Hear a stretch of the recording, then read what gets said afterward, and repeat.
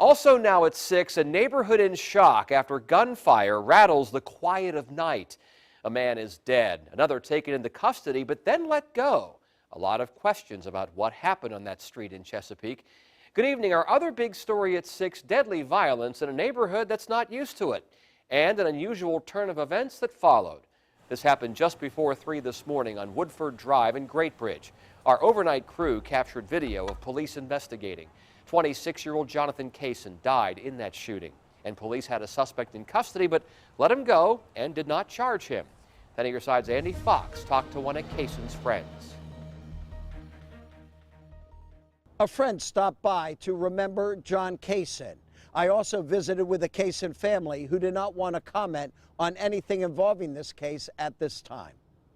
26-year-old John Kaysen, known as a man with lots of friends here and in North Carolina, died on this front lawn. As news spread, Tanner Hicks, a friend, showed up to remember. I don't know.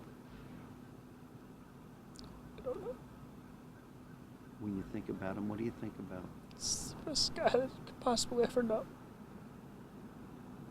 I just wish it never happened. Police say Kaysen showed up at this house, had a fight with a man who rents the house, who then shot Kaysen, who then died. The only thing that I really told was that there was some kind of altercation, and next thing I know, somebody pulled a gun and shot him in the chest. Neighbors say a man and a woman live here, but she recently moved. There was a U-Haul truck. He remained behind. He did not return to the house while we were here.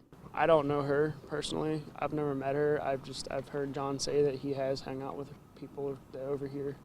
Tanner says John helped him during his darkest hour when his dad died. I had to take a couple of days off, about a week or two off of both, and no matter what time of day it was, no matter what was going on, I was able to call John, and he, no questions asked, he was either there or he was willing to talk to me whenever I needed help with anything. As he remembers his friend, Hicks stands alone, left alone, to think. Just to pay my respects, just to get an idea of just to see if I could get an idea of what actually happened. And wishes he could turn back time. Because if I knew, I would have tried to stop him from coming over here. If I had known he was coming over here last night, if I had known what was going to happen, I would have told him to come to my house. I would have told him to go to anybody else's house to stop anything from this tragedy happening. Chesapeake police have not charged the renter who lives here, but we are told that the police investigation continues. In Chesapeake, Andy Fox, 10 on your side.